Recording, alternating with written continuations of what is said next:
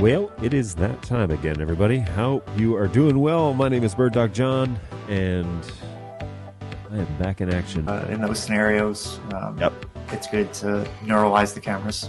You guys know that best. Very straightforward. Plug it in, go to the web UI, link the source, walk away. Like super simple. I keep looking over at the chat, and I keep seeing you are full of it. Tasty, spicy meat snacks. Covered in flavor. I mean, you can't go wrong. So what's going on? We've got a handful of folks here in the chat, and I really appreciate that. What's up, mate? Hey, Warren, how are you? Appreciate it. Hey, Robbie, how's it going, man?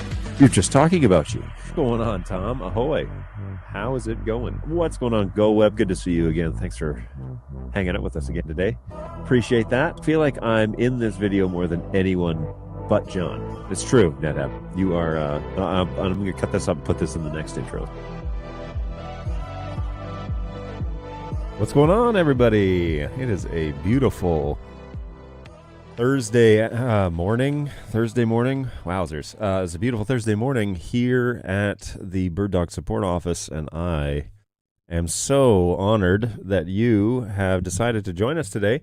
Pretty exciting day here at BirdDog. It's always fun to have conversations about products that have been announced, and so that is the plan. Today's title is about our chats with Adobe and how we plan to work a little more closely with them. And we're going to have a little bit later on the show, we're going to have Jake and Josh on to help us talk through that. And so we'll give respective updates when that all happens. But as normal, I want to, first of all, verify that I can be seen and can be heard.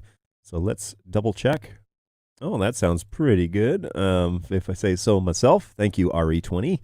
Appreciate your excellence in sound capture. I'm also setting up the studio to do a little bit of recording coming up, and so we're going to play around with that tomorrow, and I'm really looking forward to that. But I've got a large boom mic hanging over my head, so the NTG2 has made a return, not for today's show. But the NTG2 has made a return back to the show, and we'll be doing some in-studio recording tomorrow. So that's pretty exciting. Always good times to have a little project to work on, something a little to break up the week, and that is indeed what will happen here. So it's ominously hanging over. It's actually, I've got a system where it's like a pole that does a really long extended, so I can put it way off in the corner and then extend it all the way here, and it has a counterbalance on it. And so it'll be fine. If it were to fall, it would fall slowly. So we'll see how that works. But yeah, hopefully it won't fall on me during this show. The other piece is I was in a meeting with my friend Phil from Europe, Phil Lane, and we were having a good productive chat, and all of a sudden my computer shut off randomly. And the Mac rebooted on its own. I logged back in. I got back in the meeting. I apologized for the interruption, but I don't know why it quit. Just randomly gave out. So that's the computer that's running StreamYard. So if I disappear randomly and the show restarts or something like that, or I just freeze and then leave, everybody stay tuned. I'll try and come back in on the original show if that error happens again. But you've been warned. I don't know what the deal is. Probably need to turn my computer on and back off again, or off and then back on again, because it's been a while, and there's probably a good chance that there are updates, things that are lurking about in the background that have caused it to have a fatal error. Now it did restart and it didn't do an update, so I don't know what the story is there, but we continue. So looking through. Okay, first I want to double check. I see the chat is alive, so that's great. Let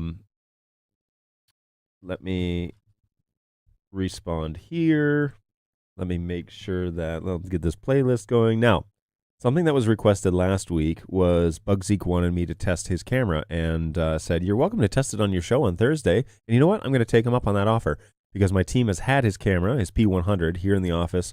And I'd be happy to go in and make sure that everything is functional as evidence and proof that we're good to ship it back to you. So I am going to actually do that first thing this morning before before we go through the Adobe stuff, and so that's going to happen around 10:15, 10:20, somewhere in there. The guys that will be helping me with that are coming out of meetings, and life is busy. So, what is going on, Angus, my friend from Canada?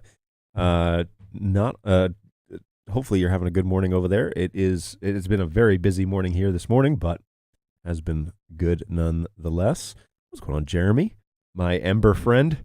We are here together with our Ember mugs of coffee, keeping them warm as we plan to talk through this morning's stuff. So that's pretty exciting. And welcome back to the show. Always appreciate having you around. The best BirdDog T-shirt ever. Oh, the Venn diagram. That it is a legend. This is a 2019 shirt.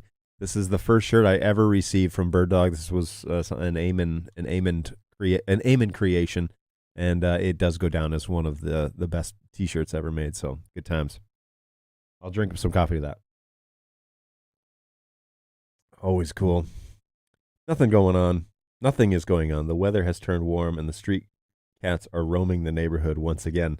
It's true. The weather has turned warm for today. It's going to go back to cold tomorrow. But I can share with you what I'm seeing outside in Auburn Hills. So this is Auburn Hills on one of the PF-120s that used to be in this studio. Now it's sitting in my office. A beautiful sunny day in Auburn Hills, Michigan here today. A little chilly, currently 47 degrees, but going up to 60, which is no joke in April. So happy that we're getting closer towards the May flowers than the April showers. But tomorrow we're definitely going to experience some of those April showers. And so here we go. More on the weather next week, I guess. If we run dry on things to talk about NDI, we can chat about the weather. That's always fun. I am going to jump over to the Facebook group real quick so that I can address some folks here properly, because Facebook doesn't bring in names. Good morning from Mexico. What is going on? This is our friend David Garcia. So how are you, David? It's nice to have you over here on the show. Always a pleasure to hear where people are checking in from, and sometimes you think that you're only being watched by people in your own country, but that is not true. Last show, we had folks checking in from all over the place, and that was so fun to hear not only all the different cities in the States and in Canada, but we had folks from Mexico, from Europe, from various points around the world, and Australia as well, somebody over in the Victoria region. So always cool to have people on board. So welcome to the show, and thank you for checking in from Mexico. I really appreciate that. I've always wanted to find like a link or a QR code that I could throw up that you guys could say like what country you're checking in from, and just like pick a place on the map, and then I could get kind of a heat map as to where people are watching.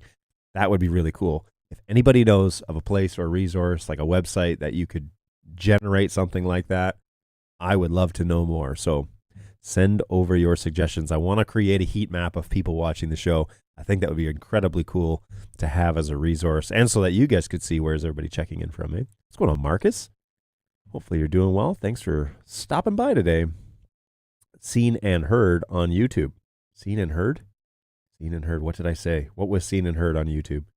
Oh, I'm being seen and heard on YouTube. Oh, fantastic. Yes, audio check. Thank you. Thank you. My brain. it's a little behind.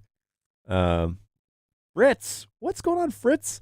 Always a pleasure to have you on the show. Good morning from sunny Chicago. It's sunny over here in Auburn Hills. We're not too far from each other. We're a few hours away. That's a pleasure to hear that things are bright and sunny over in Chicago. I know Chicago needs as much good news as it can have these days, so glad to hear that the sun is shining over there. No color on your back wall. Sad vibes. So there is technically color on my back wall, but it's not, the intensity is not as bright as it normally has been. Do I even have my phone? I do have my phone. Okay, so let's see if we can turn it up for Jeremy's no sadness on this show. All right, we try and appease, especially the regulars on this show. Try to make it fun and exciting. Now it is a black background, so that's going to be a bit of a challenge for color, but maybe something on my shoulders, eh? Maybe we could do something like that. So what is the apps called? I forget what the apps are called for this thing, and I can usually they're here in the Hmm. These are those apps these are those lights that you can control via your phone. Oh, here we go. BR light. Why is that? Why is that a thing, right? So this light is currently blue. So let's turn up the intensity on that one, maybe. So, yeah. Wait, is that the green or the blue? What? Wait, that's the green one, but it says that it's on blue. You can see the wall light up, eh? Whoa, look at that. Check that out. That's some serious intense light. So it was at like 70%. Let's kill the playlist and go back to the main light. Okay, so that's a fair bit more green on my head. That's running at like 90%. So there's one element. Let's dial it back to maybe like 80. Let's go 85 on there. And then on the blue light is actually a different app. Because why have it all in one place when you could have two apps? Who knows? This one, side blue, is also at 85%. Does this actually turn it off? Yeah, okay. So here, if we crank it up, whoa, yeah. Look at that blue. Boom. The triangle, right? They always say to have a triangle of light on one of your cheeks. So there's the dynamic difference. Not too sure if this is what it is that you're after, but it's true. There is no color on my back wall anymore. On this wall, now there certainly is on this wall. There's plenty going on, and at the top of you can see the green shine on the top of my monitor. So there's a little bit going on. It's little subtleties, right? There you go. Just for you, Jeremy. Just for you.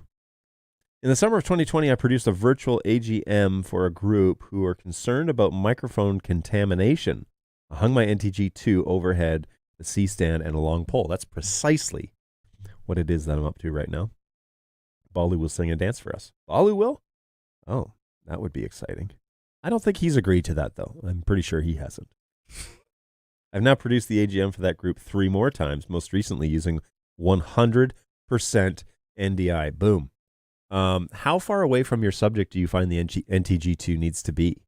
Because I'm wiring mine up right now for some recording that we're going to do tomorrow, and I get varying results because we're going to do probably one camera during introductions, but then it's going to be an overhead cam for some tutorial stuff. So I don't want it to obstruct the overhead cam, but I also want to be able to produce clear audio without too much reverberation from the room, so not having to crank it up too hot, I did have an odd issue during setup. I had to power cycle the A2 P200. It was glitching and showing lines on the NDI image. That's interesting. Ember, yeesh. The year I met your fearless leaders. There it is, 2019. What a year. I just finished my coffee. Boo. Hey, did you buy another F-150? I did. That F-150 is the one sitting out on that in that shot that we saw earlier. So there you go. Good times. Great oldies there at the... Hold the phone. Hold the phone. Hold on. What is going on here right now? Over on Facebook, I'm a new and sleep-deprived dad watching from Melbourne. Do you know who this is? The one and only Eamon Drew. Recent father, and now hanging around in the shadows on YouTube. I mean, Eamon, take it away, man. I'm outclassed here, so feel free to jump on and take over the conversation. It's good to see you, man. It's good to hear from you. Congratulations, officially. Our first, actually, me being able to talk to you since all this went down. Congratulations, man. Super excited for you. And yes, loving the wait. Eamon has joined. Well, Eamon is in the chat, evidently. Loving the Ember Cup. Thank you. Ember makes an appearance on here usually at least once a week. And we need to I'll pitch that in a minute. But anyway, sorry, I blew past a lot of comments because I saw Eamon posted something, and Yeah, crazy talk. So Angus, yes, to answer your question, yes, I did buy another F-150. That is out in the drive that you was in that image. Good times. Now we have Nathan over on Facebook, and he says, "Hey, I'm trying to control my camera with RS422. What dip switches do I need to turn on for the P4K?" All right, so those dip switches are going to be outlined in the manual. But I will, if you legitimately want me to connect a P4K to 422, that will take me some setup time, and I can do that for you on the next show. I'd be happy to offer that to you. But yes, the 422 the dips and dials, that outline should be done in the manuals. We have an excellent, he's not a new hire anymore, but he's relatively new to the company in terms of me being around for a while. We hired a guy, his name's Steve, and he is doing all of our technical manuals, all of our writing, keeping it all up to date. Anytime we're like, hey, we found a typo, hey, we found this needs to be changed, he's on it. And yeah, super, super cool guy. I got to meet him back in August when I was in Melbourne. Real straightforward, just interested in getting it right, and I love it. I love his ambition and technical writing and all that sort of good stuff. So Steve is handling a lot of that now, and we've gone through those manuals, each of them, on a technical level, and so they should be accurate. But if you're following them to the letter and you're getting differing results, please report that back to me, because I will test it myself and let you know what I find. And if you're testing it and it happens after the show that you have some sort of outcome that's inconsistent with what the manual's saying, send us a ticket over at help@birddog.tv, which is our main ticketing system. Say, hey, I was on the show. I mentioned that I was having trouble with RS422 on the P4K. This is just to confirm that I am still having that issue. These guys, I was talking to John about it. They can get it over to me. I have a guy that actually does a lot of testing now. That's one of the agents. The guy that goes by the handle Frink Thinks. He does a lot of testing as well, but I'm happy to jump in and test it so we can sort that out and make that happen. But if you're having issues with that, please let me know. I don't have a keyboard in here right this second, so I can't do it for you live this second. But if you're having issues, I'll verify it here in the office and get back to you either on Tuesday, or if you open a ticket, we can talk directly through the ticket. What's going on, Dark Acid? Welcome back. Always good to see you. Thanks for stopping by. Appreciate that. And Pandorica, good morning. How are you? Hopefully you are well down there in Texas. Hey, Rezi could do that. If you use our players versus Facebook and YouTube. Yes, Rezi could do that. You're right. I need to have another chat with you, Jeremy, about Rezi, just because there are working with an installation that's using Rezi, and I just, like the last time we chatted about it, the integration piece, but the feedback piece as well. Getting that streamlined back into the system that they're using, it would be really helpful to chat a little bit about that. But we can do that at a later date, and it doesn't have to be right here. Good morning from California. What's going on, Ken? How are you? Welcome back. Always good to see you, too. NetHab, at least you have hair. Well, I have a hair light, but I hide it. I hide my actual hair under the hat. So Anna says, hello from Oxford, UK. Weather is typically like weather rain. Yes, that is the norm over in the UK. Hopefully you guys can get some sunshine over there, but thank you for checking in regardless. Hopefully the day will pass. Hopefully the show will help you pass the rest of your day. You guys are rounding out the rest of the day right now. So Eamon is on this show, or was, or is. Maybe he's fallen asleep. He is very sleep deprived, by the way. But for the record, in Melbourne right now, it's 1:20 a.m. So that poor guy, he's hopefully he's propped the phone up and he's using the low tones of BirdDog John to lull him back to sleep. Hopefully that is what is happening. Maybe he thought, I could fall asleep to this guy. I can see some on the black curtain. Side light looks okay. We were talking about hair lights and color on the lights. Thanks. Anything for you, Jeremy. What's going on, Shane? Hey, thanks for the stellar support. Our customers are always happy with the BirdDog cameras. NAB was a blast.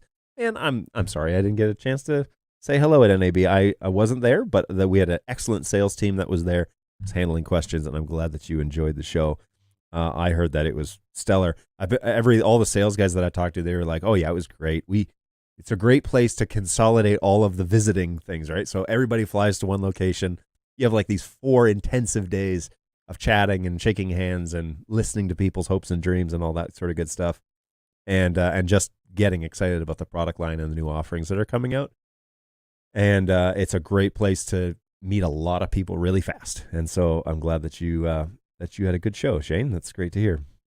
Generally speaking, as close as you can manage, but the shotgun mic pattern is such a challenge for a reverberant space. Amen to that, man. That's the pushback, is when I do training stuff, I like to eliminate this one to kind of open it up, especially because we're doing overhead stuff, and so this microphone has to go away. But yeah, you want it to get really close so that you don't have to power that NTG2 too hot, but the pattern then gets quite narrow, as is the nature of shotgun, right? So, hey, very nice. Looks like a good machine. I hope that it serves you well for many years. Oh, yes. I hope the truck serves me well for many years, too. There are some bells and whistles. Hi, Eamon. Angus says, there are some bells and whistles on the truck that need to be addressed. Some bells that are not ringing and some whistles that are not making a sound. But there are some things that we need to address on there. But outside of that, so far, I've really enjoyed it. So now, okay, so sidetrack here. This is a 2015, which is the year that Ford switched their F-150s to an aluminum body. And here in Michigan, that's a really big deal, because we pour salt on like it's going out of style on our roads when the winter hits and causes our vehicles to rust notoriously. So this should combat some of the frame rusting issues that my 2012 had. But we will see. Time will tell. And I got a pretty good deal on it, so I'm okay with some of the personality that the truck has. But I've already fixed a couple of things that they were no big deal. Some of the other things might be a little more costly, but again, I got a good deal, so what can you say? Okay, back to the show. Eamon, what's happening? Not a whole lot. Hopefully you're doing well, man. Hopefully you're surviving. Man, those first few months of with a new baby, that is no joke. That is a different style of living. Some days it's just one breath to the next. So steady on, my friend, steady on. Hey, it's great to see you here. That's Angus talking to Eamon, by the way. It is great to see you here, Eamon. Send him a StreamYard link. There's a good chance that the reason he's awake is because he's holding a baby. And so, thanks, man. I would jump on, but I'm pretty out of it. Yeah, he's probably not bright-eyed and bushy-tailed as one would expect in Melbourne. That is not probably what's happening. So I also have an Ember, and I love it. Boom! We're getting all sorts of traction with this Ember thing. So maybe we can turn some heads with the Ember organization. This show survives on coffee, to be fully honest. So that is reality around here. So are you reacting to YouTube or just to Facebook? I am reacting to YouTube, Facebook, LinkedIn should bring them in, and Twitch and Twitter. All of those platforms send me information. So wherever you are, you should be able to message me here on the show. However, the Facebook link doesn't bring across the names into StreamYard directly, so I have to just go and reference it. So I leave that open and I watch the chat over there. When I see somebody that posts in Facebook, just jump over to Facebook real quick and read the name, and then I know who it is that's talking. So it's one little caveat that we have to do with StreamYard, but that's not the end of the world. And they're promising us that they're working on fixing that. So here's hoping. Here's hoping. Eamon's happy about something. Is a 4K quad bought in 2021 able to receive RUDP? It's not showing up in the menu with the latest firmware. So the 4K family has not been updated to NDI5 yet. That is the next major push for firmwares with the converter line. And so actually, quite frankly, with the BirdDog line, is the converters coming up to NDI5. There are a lot of pieces that need to happen hand in hand with that actually working. So not with it working, but with lots of things have to basically launch at the same time. And the first domino to fall was Fleet Manager. So Fleet Manager, to get things to NDI5, Fleet Manager is going to have to be a part of the conversation, and that's all good. Fleet Manager is in basically beta mode right now. Well, it's basically in alpha mode because we have it. The beta customers don't have it yet, but they're ironing out basically the final items of that, and so that's super exciting. And if you missed my hype show about Fleet Manager on Tuesday, you'll understand. Go back and watch it after this show. You'll understand why I'm so stinking excited about Fleet Manager because there's just so much great potential, and it's so telling about how BirdDog, the company, listens to the customer's concerns and their pain points. We heard a lot of feedback about the firmware update process, especially because we produce a lot of firmware updates. We get that. That's part of, we're trying to enable things. We're trying to streamline things. We're trying to get things fixed, and not on a 6-month recurring, like here's the patch. But when we get a bug, we're trying to chase it. Well, there are several things that have to happen in order to make that manageable in the long term, especially for large installations. Fleet Manager is the answer for that. And so support is super excited about Fleet Manager. But as a customer, you should also be pretty excited because we're centralizing, not to be confused with central, but we're putting in the same place all of the, and I won't say unify either because that has other, so many companies. We're putting it all in one place so that it's easier for you to manage and that it's all at your fingertips. And seriously, bravo to the engineers for this, because this is such a great answer to prayer in so many ways that we're going to be able to make our product line way more accessible, way more manageable. It's such a cool idea. So Fleet Manager gets my thumbs up for sure. The RUDP piece is NDI 5. And so to finish up this question, RUDP will come with an NDI 5 update. But again, the dominoes have to fall to get all of that working correctly. So no, in NDI 4 LTS, this is 4.5 NDI, by the way, that wasn't an option. But NDI 5 RUDP will be an option. So thank you for the question, Marcus. Appreciate that. It needs to be said in these times that Steve is a real life guy and he's not ChatGPT. Steve Russell is the guy that does our technical manuals, and he is full on. That's what he spends his time doing. And I've been told. And no, he does. And he produces a lot of our technical manuals. The stuff that, like, it's so amazing to have everything launching at the same time, which is just the bandwidth we didn't have. We hired Steve, and now all of the documentation stuff rolls out with new firmwares, with new products, with all that stuff. And so it's a critical piece. It bridges the gap between like customer relations and marketing and support and sales and all of that. He plays this critical piece right in the middle of that. And so Steve is a great guy. I love that guy. Hey, I tried to watch the video and looked at the manual, but it's not working. Hey, so this is the RS422 thing. Okay, so I will write this down and test this after the show for you, because that is one of the things. Shoot us an email at help@birddog.tv and just say, hey, John said on his show that he was going to test RS422 on the P4K, and let me know what he finds out. And I will check that out for you. Please submit a ticket to, drumroll please, help@birddog.tv, and we will get that taken. We'll take a look at that for you in the next, give me 24 hours. Hopefully today, but whatever.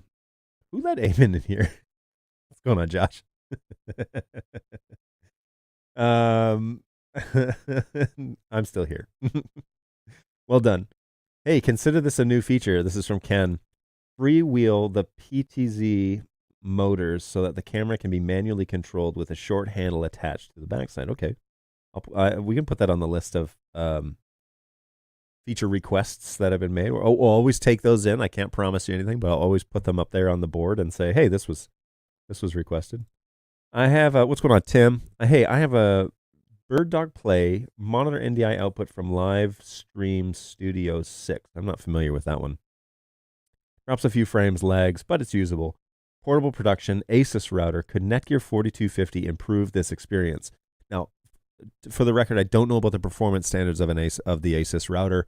I don't, I'm not going to be able to compare this apples to apples. However, I've had great results with the 4250 line, and I'm actually running one right now that's running a Multiviewer Pro.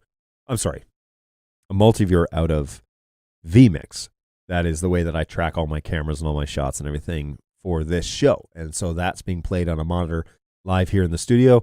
It was recommended the other day that I do a studio tour again. Maybe I should make that like a reoccurring segment on my show, just to show you guys what it is that I'm up to and how I'm producing all of this. It's a one-man band type of situation. But I'm using a Play as the multi-viewer output from vMix over NDI to the play onto the screen so that I can see what's going on, and that seems to be working really well. So that goes through a 4250, a single 4250, a single hop, so it goes out of vMix into that switch and then out of that switch into here. But that switch is a part of the greater network that's happening inside my office. So there you go. Man, you guys are chatty in the chat today, and we have some stuff that we do need to work through. It's already 11:30, so I am going to continue chatting about this. However, I want to officially bring on my guests today because, back by popular demand, not kidding, is my buddy Jake. And Jake, hey everybody, hey what John, is going on, man? Thanks for Jake having me has back.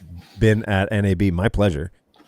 He's been at NAB and he's been showcasing a bunch of stuff, and I think that this is the cool place to bring him on. But to add to the conversation, we're going to bring along a guy who's a BirdDog enthusiast, actually helped work the booth at BirdDog, kind of as a friend of ours that knows the product line really well. His name is Josh Bernstein, so I'm going to bring him on. What's going on, Josh? Hey, good to be here, John. This is awesome. Welcome aboard. Thanks. This is finally, I get to use the function of StreamYard that I've been dying to use and actually talk to you guys. So that's really awesome. Cool. Yeah, I don't have a cool so background like you guys do, though. Like, no, this works. Yours is great, Josh. What are you talking about? What do you have, like quadcopters or something in the back? Yeah, what these are. Oh, I'm over here. Which way? It's other over side. here. There you go. These are drones. Yeah, I was very big into drone racing for a long period of time. So that's the drone racing wall. Nice. That's a bunch so of cool. FPV stuff, right? Yeah, it's all FPV. It's video. It's the only time I've ever produced real video was flying a drone. It's wild. Awesome. What sort of reception did you get on those little antennas on those drone cameras? I mean, those are small. You can see some of the ones that are over here. Farther up, some of those drones will do like 5, 10, 15 kilometers on a 1.2 gigahertz link. Yeah, they'll go way far. But most of them, like there's a little one, let's see right here. That's for flying like real estate tours in-house. And then there's a tinier one that you can't see next to it that we did the most expensive race course in the world. We flew through a bunch of exotic cars. There's all kinds of crazy stuff. Yeah. Interesting. That's awesome. That is. We got to really figure cool. out how to get the video into vMix. I think that, or StreamYard for that matter. We'll have to try that one day when Jake bring comes it up. in as a a guest. Yeah, I don't know exactly how to do that. I don't know how to do that. I've been able to do it with some other apps I've used, but yeah, I don't know if I could stick a BirdDog camera on it yet. Let's make an NDI and figure out what we can do with it. Let's figure it out. Maybe the battery operated one. Let's do it. That is hilarious. Love it. Well, I didn't know you were into drone racing. That's pretty. Now, Yeah, and on the other side, you have an original painting. Is this no, this is let's see. The video is mirrored, so I'm not used to being on the camera. Yeah, understood. This is a jazz painting I got from an art show at in San Francisco many years ago, and nice. It hangs in my office for a long time. There's a really funny story I'll have to tell you over beers around it. Yeah, but for that's sure. a cool one. So the question, I guess, is, and I'm guys in the chat, keep it going.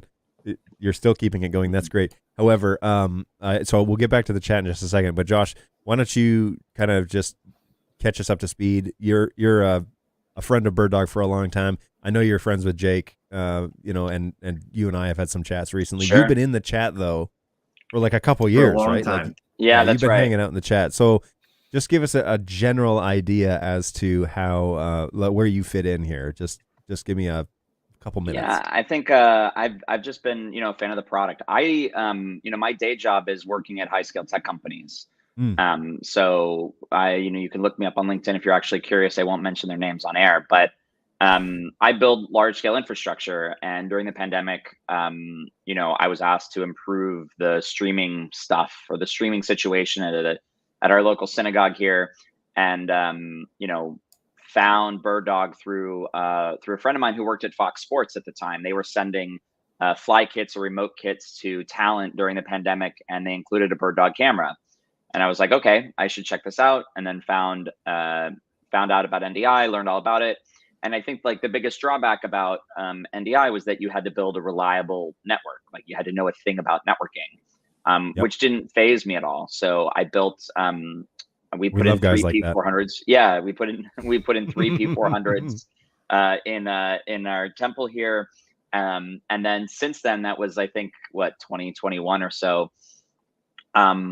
we've now done. I get asked to do all this again. So we've done 3 new synagogues in the Bay Area. I've done the JCC in Los Gatos, and now also we have two theaters in the Bay Area as well. And so it's just volunteer work. I just have fun with it. So that's why I'm here. But on the networking side, I think I have it covered. On the production side, you can see you and Jake have a much more professional feel to the production. Well, we've just had more time to fiddle about with we're not quite as busy as you are, I don't think. Maybe that's the case. Maybe that's the case. Your set works well. We appreciate you jumping on here. Let me see here. I just got a message actually from Eamon. Just give me a quick second here because he sent me something over on Teams. He says that he just sent me this photo. He said that we have to talk about this if it's the same one he sent me. Our A300 was hit by debris from a SpaceX landing. Yeah, it was from a launch. Launch. Yes. What? Yes. Yeah, did you not see this on social media? So the National Science Foundation, I guess, used an A300 to capture the Starship X launch. Mm-hmm. Yeah. And there was the side story after the ship exploded was that there's this huge amount of debris field in it, like damaged cars and it damaged buildings. I mean, it was crazy. And this guy posted a picture of an A300 that was hit with something, and the camera just sort of like it's an amazing picture. Yeah, the whole half end of the camera fell off. Oh my word, that is bizarre. I can't believe you haven't seen this. No, I'm just discovering this now. Okay, hang on. They went live from the back of the truck after they pulled out all of the cameras and everything. So yeah, really there was a piece great of concrete that went through the truck. It was pretty cool. Look at this. What on earth, man? Oh no, that's not even the worst one. Go. Yeah, he's got another one here. Hang on. They found the piece. Oh, that's awesome. Yeah. Yeah. So if I go back, off. Is there? Come on, Windows. Yeah, the Starship exploded over the ocean. Yeah, that's right. Holy smokes! Yep. So I'm just reading like the stuff that he's sending this over here, but yeah, you got to look online. I forget the gentleman's name that did it. It's from a NASA space flight. It hit the camera from a mile away. Yeah, it destroyed their stuff too. Hopefully, going to send it to us as an office souvenir, dude. I'll put that stuff in the trophy case for crying out loud. Oh my goodness, that's amazing. That is so stinking cool. The camera kept really working after the first few hits, and then they were going to send me the last few captured frames. That's so stinking hilarious. So let's talk about warranty coverage here real quick. No, I'm kidding. Yeah, it's Jared Quinn produced this. And there's a YouTube link that the National Science Foundation captured. And he put this whole thing up there. And around 2 hours into the video, they like tore the van that was like destroyed after the launch. Yeah. Well, that's what Eamon wrote. He said destroyed their car too, but I was like, car? Yeah. What do you know? Literally, it destroyed the vehicle that it was. Yeah, I don't have a good way to send you anything, unfortunately. I'll send it to Jake, and maybe he can pass it through to you over chat or something like that. Yeah, actually, I can put it in private chat here. Put it behind there, and we'll grab it there. Okay, let me catch up with chat, and then Jake, I'm totally going to turn it over to you to talk Adobe. But like, I'm just having so much fun having people on the show to talk to. So this is all good. I appreciate you guys being cameras here. And space debris, and hey, it's a cover extended warranty. Yeah, Eamon said they had it on a soccer mom minivan as an OB truck. Oh, that's great. So Phil says, I can confirm it is pouring rain in the UK. What's going on, Phil? Always a pleasure to have you around, man.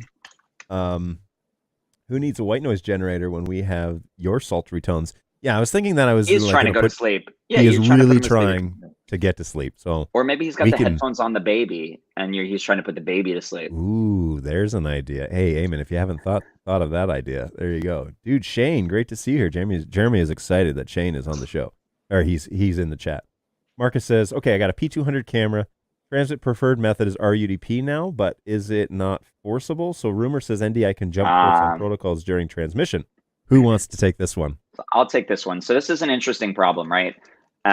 One of the specs that NDI says is that you can select the protocol transmission. Mm-hmm. So you can select RUDP, you can select TCP, you can select UDP, but in the specification, it doesn't guarantee that that protocol is being used because it negotiates a protocol. So for example, if you want to send RUDP to an NDI4 device. NDI4 devices don't support that.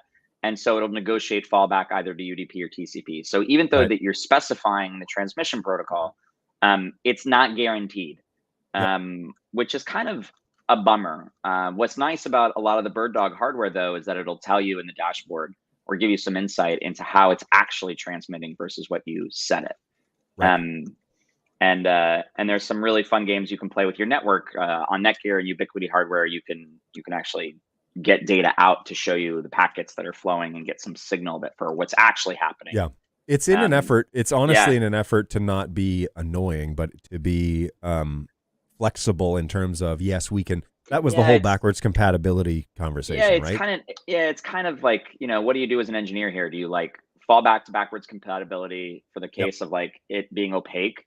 Or do you throw an error? Like, I don't know. I feel like I would like to throw an error and just say, hey, I can't negotiate this, so I'm falling back. It's something, right? There has to be something there, but maybe we'll see it in NDI 6. Who knows? Yeah. So you want to talk about the Discord channel real quick? Yeah. So I think many of you watch us on Facebook. I found BirdDog originally also through Facebook, and I was a customer because the channel is incredible, right? The Facebook group is like, there's 8,500 people there.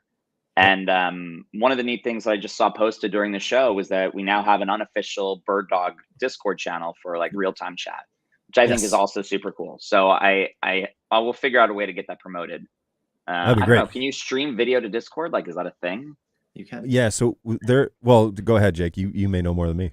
Yeah, I know a couple people that are using screen sharing and their webcam inputs and whatnot, and putting their NDI feeds right through there into different chat and video channels. So yeah, Discord's an awesome place for that. I know I've been on the Discord community for it's been live for about over a year now, I think. Has it? A little more. It's been there more than a year, because a little quiet, and I wish it was more active. So and honestly, it's just that I haven't pushed it at all, and it's funny because the guy who set it up is the same guy that does the DNS redirect for this show for BirdDogJohn.tv. So when it's Beep Chirp, by the way, I need to say his handle as much as I can because he does us all these favors, and so he's been pushing that, and he set that up, and is generally the admin. Now he made me an admin long ago, but I need to probably make another Discord channel because that account that I have is locked up. So I need to get back on there and push it. But does Discord can it do an RTMP stream?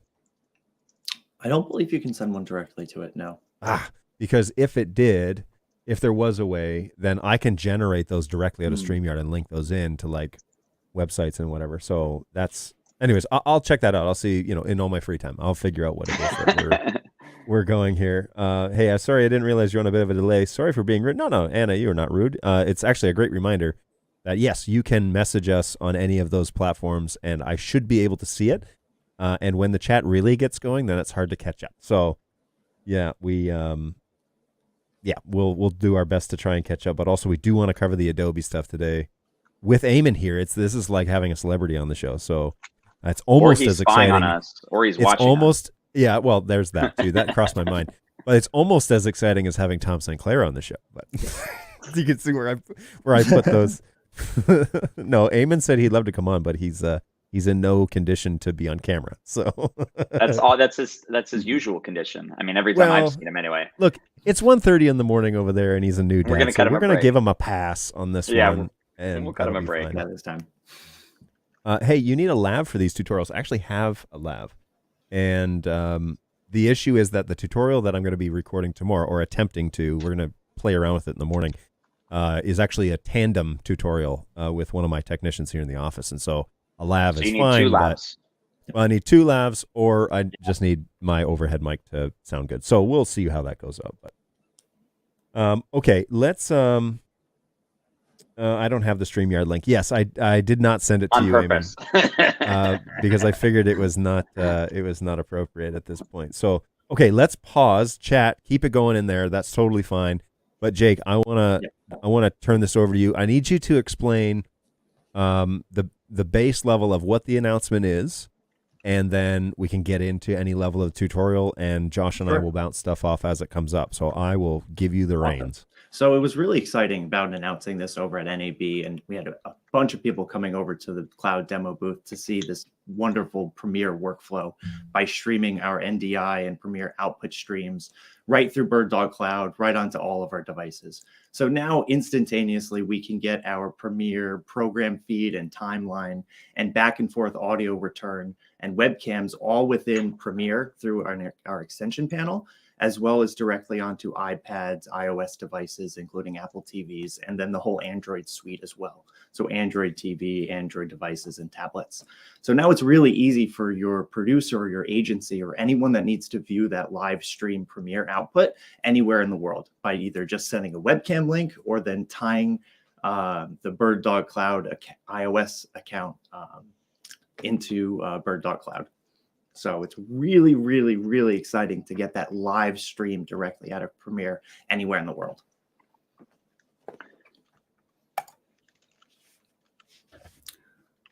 So I'm going to jump over to our Premiere window. Let me know when this pops up for you guys.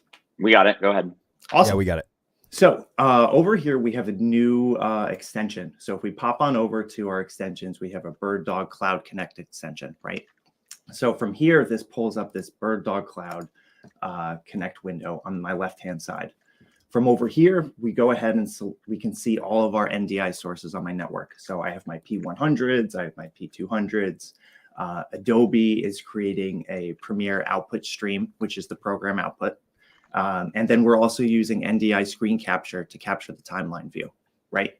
So those are selected over here, right? We can have a drop down and we'll select the Premiere stream, and then we can select the graphics card that's generated with that screen capture feed, right?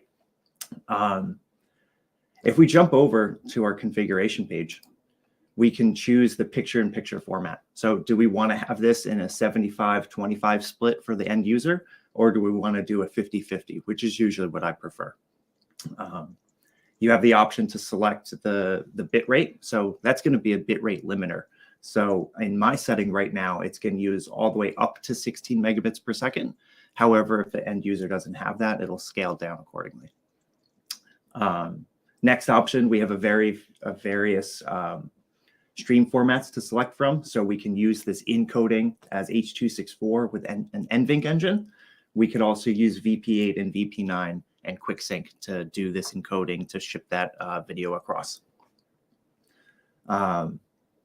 A couple more options we have are stream modes down below. So we can choose whether this needs to be a one-to-one connection. So your editor to your producer are the only people that can jump into that stream. Or do we want to broadcast this connection and send it to as many reviewers and over-the-shoulder viewers as possible? Lastly, we jump into the stream name, and we can call this whatever the project is. So in my scenario, I have this as BirdDog Premiere Cloud Demo. So once all those things are set, we just press go live. So now this is the exciting thing. I'm going to jump over to my iPad right now. So pop on over. So this is my BirdDog Cloud Connect app on iOS. We can check this out over here, right? Yep. These are all my groups. So these are my editor viewing rooms or my producer viewing rooms or for this post-production workflow. So if we jump into my BirdDog Jake group down on this left side, we can see that I have a BirdDog Premiere Cloud Demo. Oh, let's see if does that stop going through? Yes, it did. Yeah, I don't have an update. Give me 1 second. That's screen capture for... do it live, Jake. Do it live. Right. Hey, look, this isn't manufactured around here. Yeah, right. We walk you through it exactly whatever our computers decide to do. You're gonna see it. We do. I think what was cool for me while you're figuring it out is if you think about like what we saw at NAB, there was a whole bunch of, I think, hoopla over virtual set production. But the big news really was around like hybrid production. How do you produce shows remotely? Like it was my first NAB, right? So I didn't really know what to expect, but we saw virtual production, and then the next big hype was hybrid. And so with BirdDog Cloud for a long time now, we've been able to send arbitrary NDI streams all over and pull them down and produce them locally. But I think the next evolution of that is to have BirdDog Cloud integrated into products. So this plugin for Adobe is sort of the call it the vision of that recognized, right? You don't have to put on Cloud Connect. You don't have to have the NDI tools installed. You just bring this plugin to Adobe and you can leverage this whole workflow. And when I saw the demo, that's what shocked me. I thought that was one of the neatest things. And the folks at Adobe came by the booth and they were blown away. They've been really, really great to work with. So I also think it's really cool, Jake, you figured out how to get your iPad on stream. Again, I'm not I'm not super, I don't know. I think next time I'm going to send that into HDMI output instead of using the NDI screen capture because that's what crashed before. Yeah. All right. You're back up. Go ahead. I'm back up. So let's jump into here. And now as soon as I press play and let's play this Premiere stream. Oh, that's so fun. We love it when Premiere then crashes too. Yeah, I was using for my iPad stuff, I was doing some video capture for like tutorial stuff that I was using. I was actually using a Flex In to do it. Right. Because I was able to actually force it. And it's strange because when you do screen capture on an iPad, it crops out some stuff. Like it crops out the menus and stuff and just shows the content. And I don't hate it, but I don't like it. Like it's not bad, but it's not like my preferred. I don't know. I'm on the fence about it. But I was doing some stuff where I was doing some tutorials of like live notes and like drawing diagrams. Okay, like this is the general network flow and whatever. Like a classroom setting where I had like a whiteboard. And the Flex first of all performed just fine. The issue is that the iPad decided what to send and what not to send. And so there were certain things that I was selecting that weren't showing on the source, on the NDI source. And so I was just kind of like, I wish they could kind of see it all, because I can turn off notifications. I can do all of that. Sure. The iPad tries to do something a little smarter. But anyways, there's a workflow option, folks. If you're looking to bring in an iPad on a teacher's desk or a lectern or something like that, yeah, you can use a Flex to do that. All right, Jake. Flex into the workflow. Yeah. So what do we got going on over here? So here's this 50-50 picture-in-picture from my timeline and from the program output. So my editor and my edit window can choose what the end user is receiving. So do we want to push the full program output of the stream, or do we want to go back to do the full timeline output so that the producer or the agency can give their input on what they want changed, right? Yep. So we can also go back to that mix source, as well as use our local NDI webcams as our editor webcams. So let's say that this is my editor, right? Nice. So now I can have that conversation with them without joining Teams, without joining Zoom, being able to have a direct conversation from editor to producer, wherever they are in the world. Yeah. And then it goes even further. So, all these tablets and devices have webcams, right? So we have this option of enabling the webcam, right? So I'll bring that over here. And then if I jump back over into Premiere, I'll go to my return vision source and I'll just jump and select the iPad.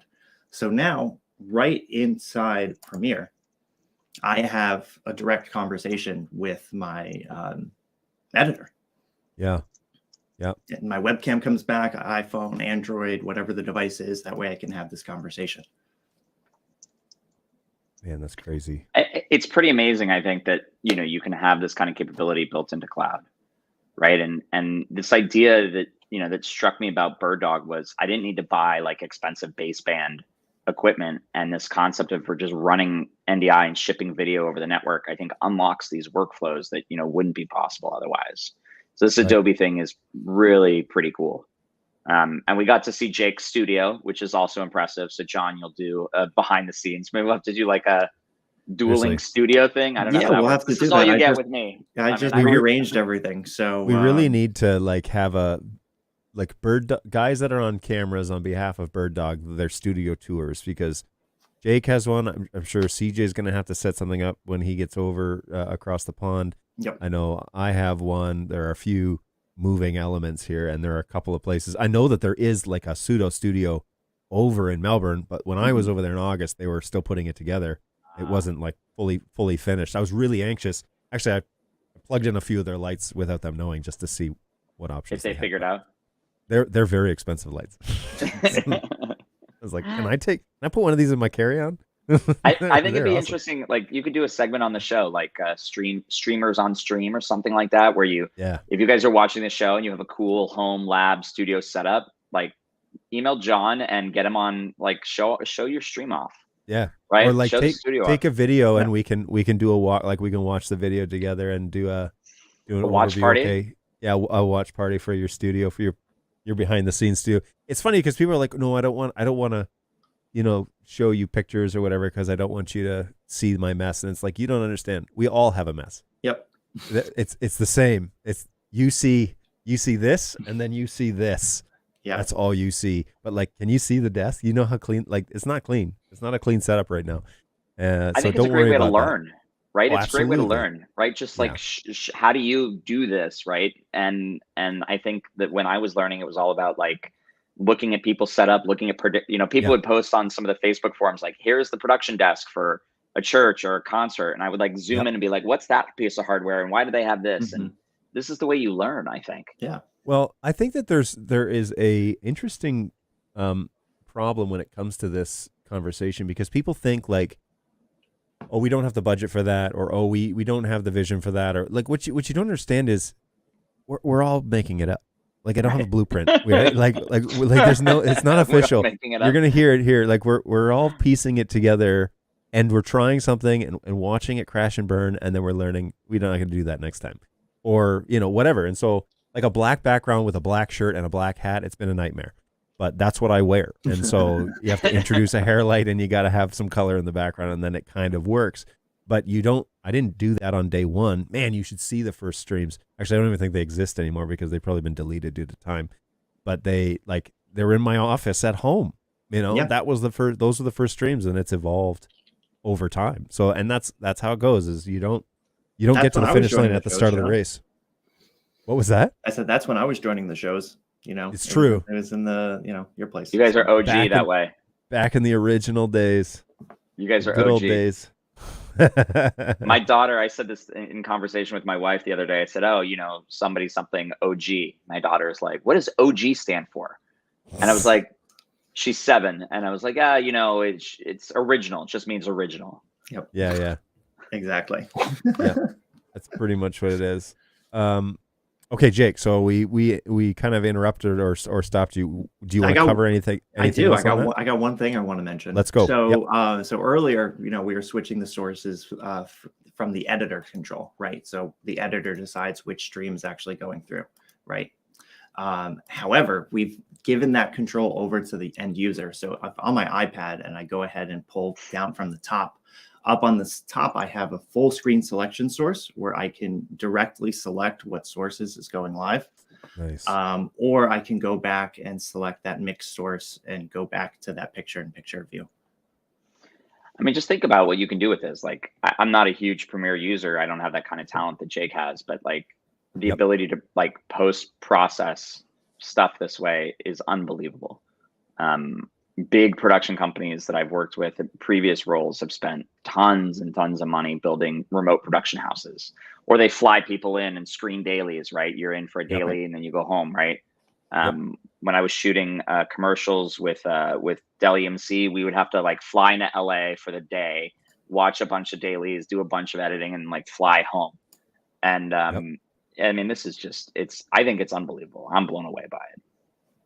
Yeah, the workflow stuff. I mean, there's something to be said, and Jake is a perfect example of this, for example, of like, we can show it, but then explaining its use cases, and it's like there are lots of use cases, but then that's when your eyes get wide, because it's cool to like bring in streams directly and see that function. But then the conversation of, okay, but now we've got people in Melbourne, London, and Michigan, and they're all watching it on their Apple TVs, and they're watching the final production, and they're all talking together about, we're cutting this, we're doing this in real time. This is going to be put together for the post show for the game, or like whatever it is. Yeah, that's and everybody can be in their own place. No flights involved, no hotels, no restaurants, none of that. It's just cut all that out, and now we have this seamless workflow where we can hire the best of the best producers and the best of the best people that we can afford, and put them all online, literally in the same, not literally the same room, but it's the same room, right? The internet room. Yeah, we're putting them in the same production room. It would be the same Cloud Connect room. Exactly. Yep. They're all in the same room that they can view and stream these things live in real time. And it's been incredibly advantageous. Mm-hmm. Yeah. Yeah, there's so much. There's like so many avenues and rabbit holes to go down, but I won't do that just yet. Let me cover off a couple of comments in the chat because they're getting ahead of us here. So Frank says, "Hey, I'm first-time viewer. Welcome, Frank. Always appreciate first-time viewers. Thanks for saying something. Hey, you have a super cool set. You're probably talking about Jake. Can we see a behind the scenes? You know what? You are now the second person to say, hey, we want another behind the scenes of the show. And so, yes, let's plan. Yeah, we'll do that. On Tuesday, I'm going to do behind the scenes of at least my set, and we'll get Jake on the show, or we'll get, we can do. I'll go live from my iPhone so we can walk around and check out all the things. You know, we can see. We can't compete with Jake, John. I mean, this is ridiculous. Go live from my iPhone in his home studio. Come on now. Hey, I could join as well from my iPhone, but I like the P4K over my iPhone camera. So. Welcome to the show, Frank. Always appreciate a new viewer, and hopefully jump over to birddogjohn.tv, which will take you to the support channels show. And if you don't mind, subscribe to that show, and that will help us make a case that we're moving in a positive direction over here at BirdDog Support, especially with this show. That's always helpful to have more viewers and more people over there, if you choose. Hey, I've asked the Ember team about an affiliate code, but currently no response. Do you want to rebuttal this, Josh? I put another comment in the chat. I will neither confirm or deny the existence, real or imagined, of branded BirdDog Embers. I think that'd be a fun giveaway for the next show. But that would be such a cool giveaway. So we'll if only my BirdDog mug was an Ember. Yeah, if only. Maybe one day. Maybe we need to get a conversation with Eamon and the Ember guys, marketing and. Eamon's busy. He's having a baby. They're here in California. We'll take care of it. He uses Ember mugs, though. It might be I know. in his. It might be in his interest to have that conversation. But so cool. I wonder if there's a way to embed a player. This is you, Josh. Into a web page, and then everyone will see the comments from all platforms. Yeah. So it occurred to me today, right, that I usually watch a show on Facebook. We have the problems where you don't know who's talking on Facebook. But now that I'm in the show, I can see all the comments from all the streams or all the endpoints, and I realize how much of the conversation you miss out on. Yeah. Right. So the key with the show, though, is as long as it's not overly colorful, I try and bring everything, which is part of the issue when the chat gets ahead of me. Yeah. I'm playing catch up for most of the show, which is why sometimes the shows go long. But sometimes they get ranting. But but I can bring them in, and I try to put most everyone's up here, stuff that is relevant to the conversation. So for the most part, you get 85-90% of the conversation that's happening because I do try and involve it. But when you have multiple people on the show and the chat's running, then yes, you do run the risk of missing some things. So that is a risk that we run. But there's a lot going on now.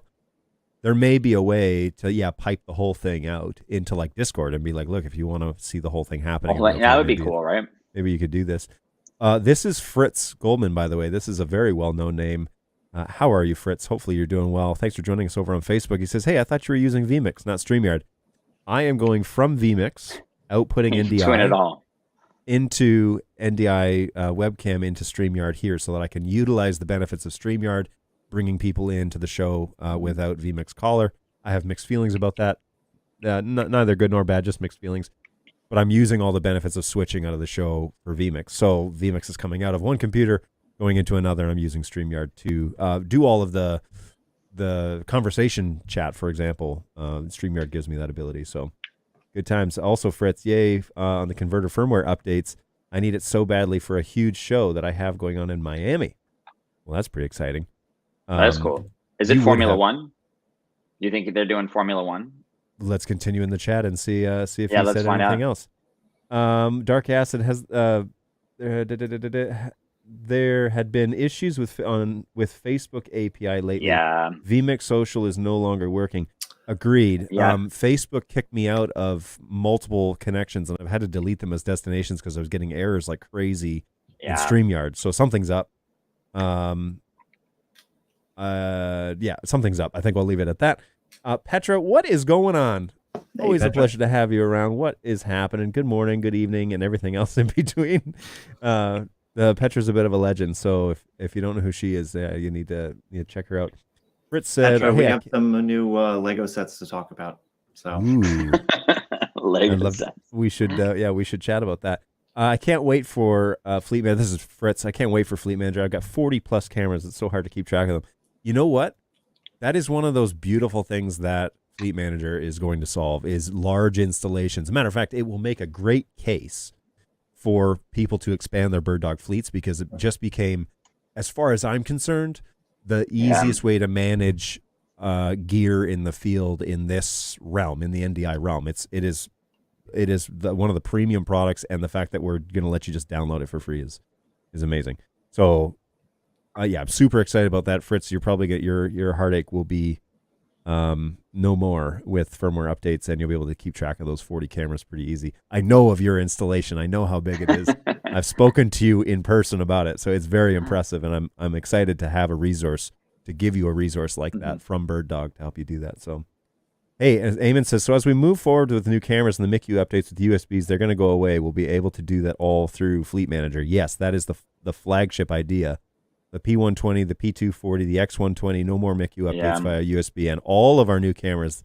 That is the plan forward. So a humongous round of applause for that concept becoming reality, because that has been a widely requested feature for a very long time, and Fleet Manager is that answer. So Jeremy is now following Josh over on LinkedIn, and I recommend that. Josh is a good guy to know. So on LinkedIn, I'm not as popular as I used to be. Let's just say that. I'm not as popular as you, John. And Jake's like a celebrity. No, you go to like NAB with Jake. People are like, Jake, so good to see you. You can't walk like 5 minutes without Jake getting stopped 3 times. It's you know. He's the next Eamon Drew. Yeah, that's right. Hey, I just came into this, but when will Fleet Manager be released? I need it. I want it. I'm end of June. End of June. Yeah, it's getting worked on. Yes.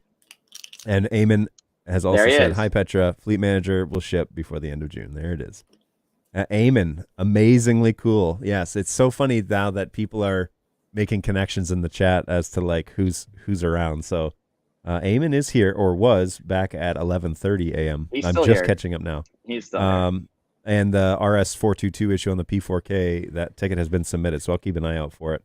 Hey, it seems like a party. What's going on, Senseless? Hey. Seems like it's a party in here today. This is my lead manager for the ticketing desk. Senseless is a good guy to have, and it is a bit of a party in here right now. He hasn't been on stream in a while. No, he hasn't, and partially to do with how busy I'm keeping him. Yeah. But we probably need to have him come back and hang out. He has a cool studio as well. He does streaming. So Senseless over on Twitch, if you want to see that guy's stuff, click on his handle and go over and follow him, because he's got some cool stuff up his sleeve, and he's got a really cool setup. He just redid like a whole section of his garage so that he could do streaming. So he's the next level above me. That's amazing. We got to see that. How do we get him on the show? Oh, easy. I mean, I can force him because I'm his boss. Yeah, so we'll have him come We got to along. see that setup. P100 still, he's working from home today, so that may actually be possible, but he may still be in his Jimmy Jams, so we'll have to make sure that he's presentable. P100 still has MICU updates. It's time for an upgrade to the P110. I mean, yeah, go for it. Yeah. The idea is to move everything away from USB, but as the P110 120 has come out as kind of the next iteration, we'll have updates and whatever for all of our cameras. But yeah, the idea going forward is anything new that we produce, Fleet Manager is going to be the way forward, and quite frankly, that's a huge deal. So, check out this comment from Hakan for us. I know I'm skipping ahead here, John, but he's got a question for Jake. He said, "When running of the timeline, will it perform the same as when I'm in preview, or is it pre-rendered? My AE takes some time to render for the preview." It came off of there. It is. Thanks. Yep. Ooh, I believe it comes off the render afterwards. I have a potential update very soon. We have a new BirdDog Cloud Transmitter plugin in addition to this extension module that's getting direct integration with Premiere. So we won't even have to use NDI tools or screen capture or anything at all, which makes it a lot simpler. So that should be coming off direct. So I'll have to triple confirm with the developers. Cool. And he asks later too, will the next version of comms work over cloud and the iPhone devices? That would be a cool feature. I don't think that's on the list, but that's a pretty cool idea. So BirdDog Comm app on the iPhone. Yeah, that would be right. It has been floated past, let's say, numerous times. That is not necessarily a new concept, but it's a matter of, well, there's lots of factors involved, but yeah, making the comms channel a little more accessible to other things outside of just the BirdDog product, because then it becomes fairly like who doesn't have an Android or an iPhone, right? So doing comms that way would be cool. You'd have to like multiplex it into an NDI stream out of the phone or something like that. Maybe with cloud.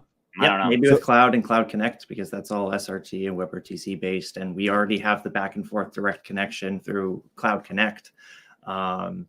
And cloud directly supports audio only streams as well. So there's definitely a good indication.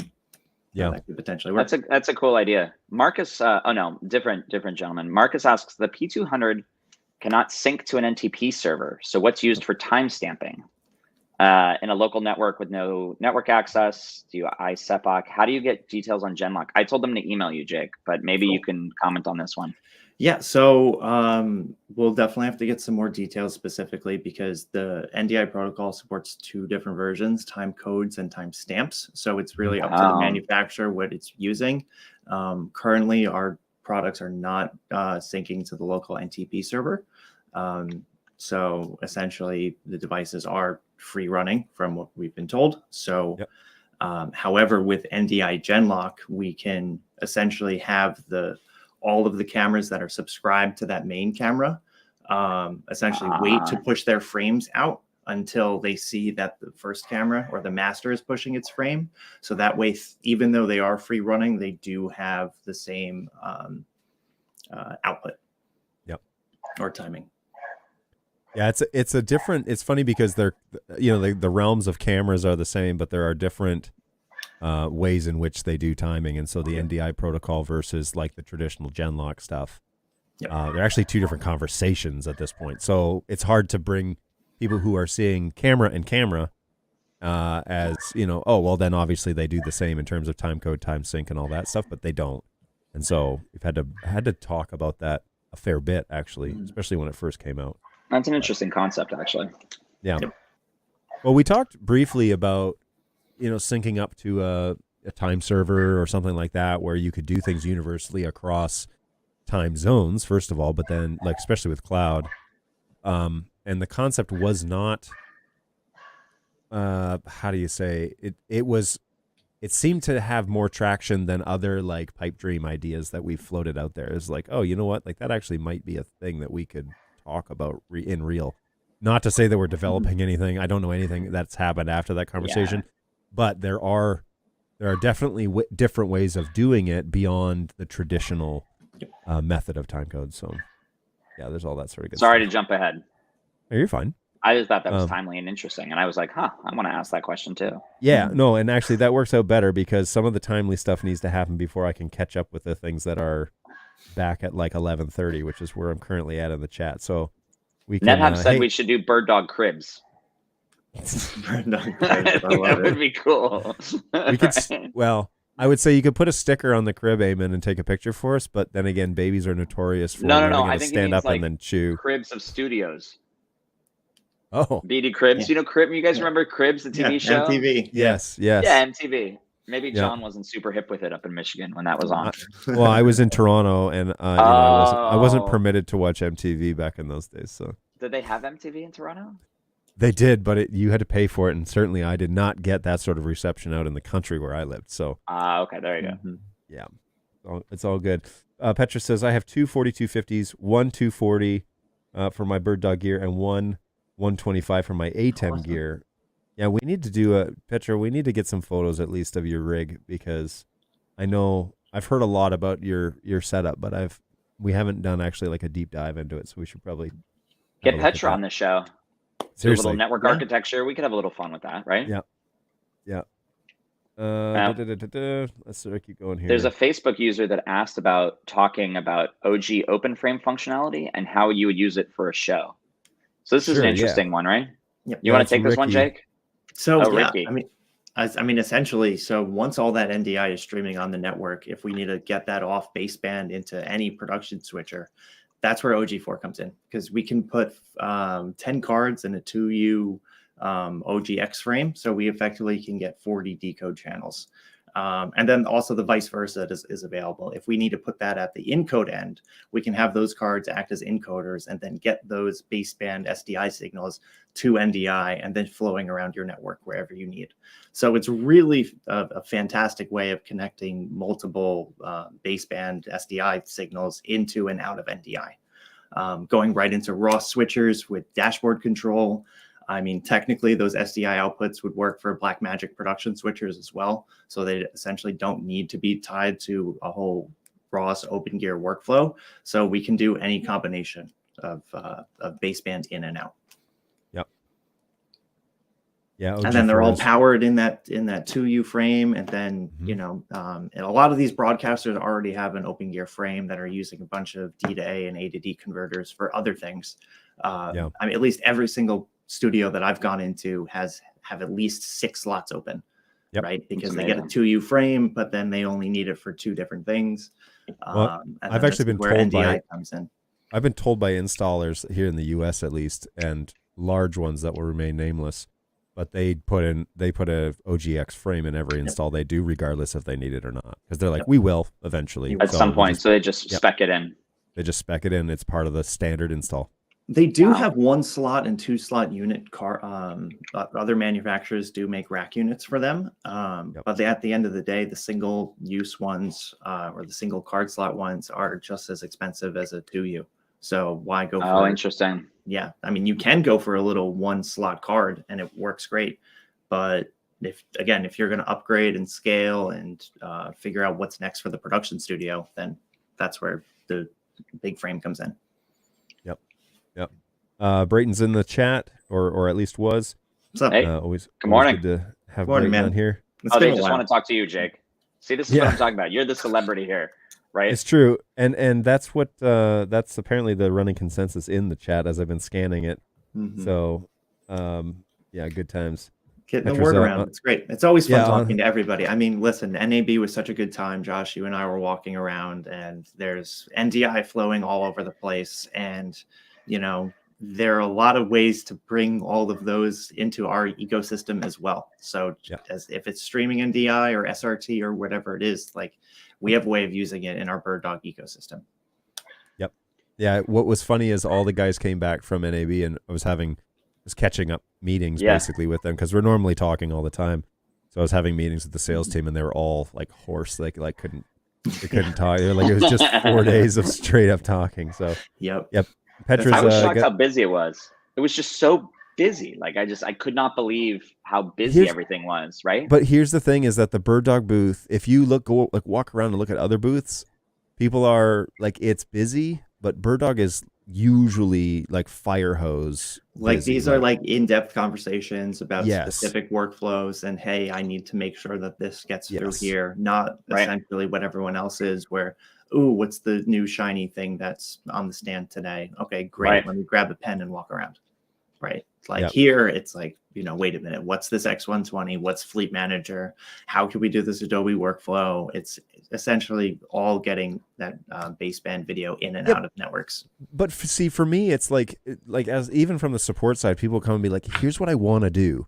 And those conversations are the ones that it's like, oh, let's go. Like, let's start like dreaming, and let's start like exercising our creative portions of our brain and not just talking like technical stuff.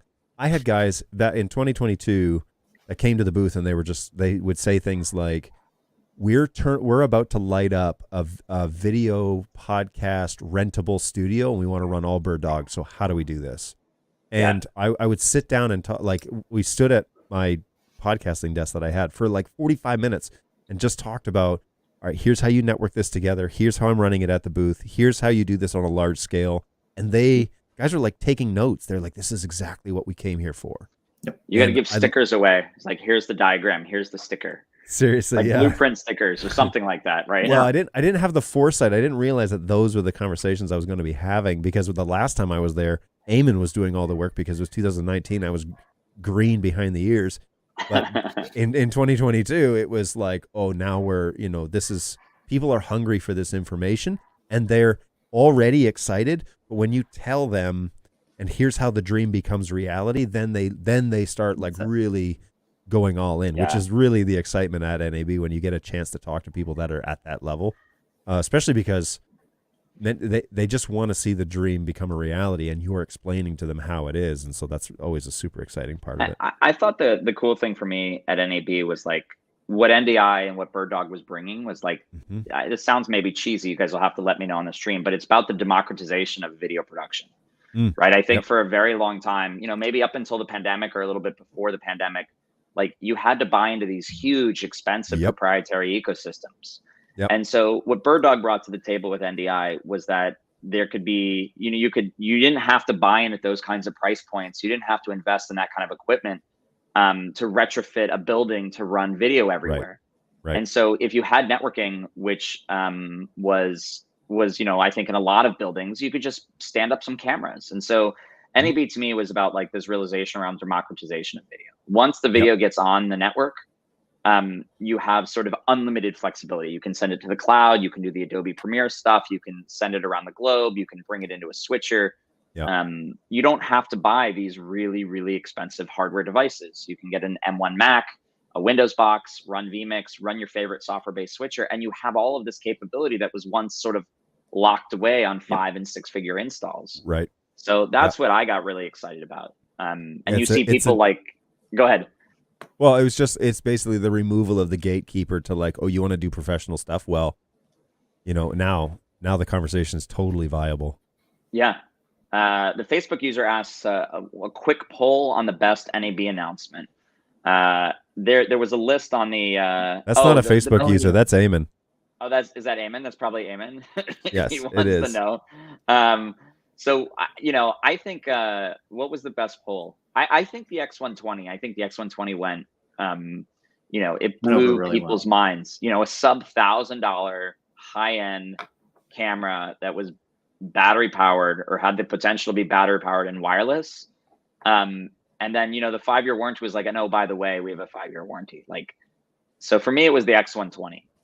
No, X120 was really great. I mean, we had that set up at the booth. So like we were walking 15, 25 feet away, even with all the traffic going on, had the battery backup right on it, and just being able to walk around with a single access point on our booth. Super easily managed and easy to jump in and stream wherever we needed to. I think we were pulling it up on the new NDI PTZ control app. I had it locally on Studio Monitor on a different station, and even PTZ control. So even the PTZ control goes over Wi-Fi, because why wouldn't it? Because it's connected on the network. It's saying something though, because the NAB floor is not quiet in the Wi-Fi realm. It is not. There were so many access points and so much network floating around. But it handled it great. There was a lot of stuff, right? I mean, there was the X120, the 5-year warranty. That was on the camera side. On the software side, I think you've talked a lot about Fleet Manager. The new BirdDog Cloud stuff got a lot of attention. I think the Adobe integration, Jake, you spent, I think, hours and hours showing people all the complexities and all the power around that. But the other two cool things were like the iPad app, the PTZ control and the iPad app. That was awesome, right? $15, you download an app, you get full control over all the cameras on the network on the iPad. I've already been using it in my productions, and it's just so handy to be able to walk around or set shots and lock off presets from an app versus having to sit in front of a laptop or something else. So that was a big one for me. And then the displays that we had where you can pull in NDI feeds from down to your Android TV, so you want to use it in like a crying room or a hallway or like a dynamic digital signage, and then the Apple TV app to be able to pull channels down and rooms down from BirdDog Cloud. I mean, just imagine, like, you want to set up a screening room, you just slap an Apple TV in there. So I think from the cameras, the converters, and into the software ecosystem, there was a lot to go there. Yeah, Jeremy, you're right. The PTZ controller looks sweet. If you've not downloaded it, it is out. It is shipping. The V1 is out. We have a few features on the docket that I think would be great. But I think all the way through the product line and all the way through the ecosystem, the level of tools that you're being given is really incredible. I think Jake's playing with it right now. Is that what we're looking at? Jake's shelf of toys? Yes, we are. All the guitar pedals. Well, it's almost like it's a coming of maturity of the product, like of the protocol, right? Because this stuff comes out after it's been adopted and started to be used. And now it's like, now how can we make this way more convenient? And so these sort of inventions, these sort of design ideas is starts to relieve some of even the overhead that's involved in managing this, which is really low compared to the larger production scale, like the professional stuff that you were just talking about, Josh. The overhead is already really low, but now it's like, now those one-man bands, now it's all here on an iPad and you can just like sit here and do it. And that makes it's amazing. Makes it way more accessible beyond the fact that it was already, exponentially more accessible to begin with. And that's the fleet manager piece, right? Like making that available where it's like, oh, now I can do all my updates in one place with all these cameras. It's like, yep, that's the idea. Or you can get to you don't have to know the IP addresses of all of them. It will query it for you and you can hit the little gearbox and it will take you right to the web UI or whatever. So it's pretty crazy. I think I'll go ahead, John. Well, I was just going to throw out here, Jeremy, it said HX3 over NDI over Wi-Fi. So I've heard varying things. I mean, it's possible. But I've also heard that it would maybe be a little better to use HX2. I'm happy to hear your thoughts on this because from a bandwidth standpoint, from a former Wi-Fi guy, that would seem natural to me to use the one that requires less bandwidth for the access point. But if you're the only thing going and it's just that camera and it's just that connection, then I could understand why Wi-Fi 3 at a variable bit rate might be an option. I mean, look at like football games, right? Or like sporting events. You want to put cameras on tripods, remote end. You have a press box. You want to stream Wi-Fi directly to the press box. It's a closed network. You don't need more than 10 megabits a second, or 12 megabits a second. Even if you're asking for 40 or 50, you could get that over a good Wi-Fi link. So I think, to HX2, HX3, we'll see how people deploy it. It's a really interesting thing. On Facebook, they talk about the flexibility, thank you. I don't know who that was, John. Maybe you can give them a shout out. Talking about the flexibility is spot on. Fritz, thank you. Yeah, the flexibility is spot on. Hakan, again, with another good comment. Would love to get a demo on how to get the BirdDog FreeDB working with Unreal. That would be a fun demo, Jake. I don't know how we would do that on a stream, but we should figure out. Maybe we could do like a VR cave. I could do VR here. You could produce it. I don't know. We have to figure out how to do it. But it does have 3D support. Yeah. Hakan, maybe give us some ideas. What would you actually like to see? You want to see like a virtual room, a cave of some kind? That would be a fun demo. See, these are great demos, John. The customers are producing your stream right here. Pretty much, just set the schedule, guys. I'm happy to go down any. Now I can't say that I'm familiar with the all the 3D stuff because I don't have any, but I'm happy to acquire it and start playing with it. That would be great. We could come up with something. Issue. Yeah, Jake for sure. and I could come up with between something. The three of us, we could iron something out. You just have to produce it, John. No, that's fine. That's no big deal. I can always moderate a show. That's no issue for me. What else are we covering in the chat here? I think we are. Let me scroll. Yeah, I'm just trying to. Jake is the celebrity. Tom is the celebrity. Eamon doesn't want any of the attention. Jake is a wizard. He's being very generous with his compliments today. So this is nice. It's because it's late there and he's tired. Josh, you should tell us about your initial impressions of NAB. This being your first one. Some of us have been before, but give us 2 or 3 minutes of just your walking away from your first NAB experience. What was that like for you? First of all, it's huge, right? I don't think you can appreciate how big a show is, right? It was the 100th anniversary, which also blew my mind. Jake and I were walking through the halls and we saw they had Jake, I'm sure you remember, like, I think we were walking to the North Hall, which was like 15 or 20-minute walk. Yep. And the NAB nonprofit had these cameras there that were like from the 1950s, 1960s, so cool. These solid state cameras. It was like, it's amazing. Cameras. It's great. Right. They were just unbelievable. And then I think for me, like, the first big takeaway was virtual set production. They want to do LED walls and they want to do these sorts of things with furniture. I think that's neat. I think it's one step up from like the virtual set production where like you sit in front of a green screen and you put like a background of something cool there. I don't know if, where that content plays, but the virtual set production was really big. Ross had a huge booth there that was doing that. So that was big. The third one was, and this was the funniest one for me and Jake, like I remember we walked by the Canon booth and I was like, why are these, they're booths and they're built out with scenes, like really bright, vibrant screens.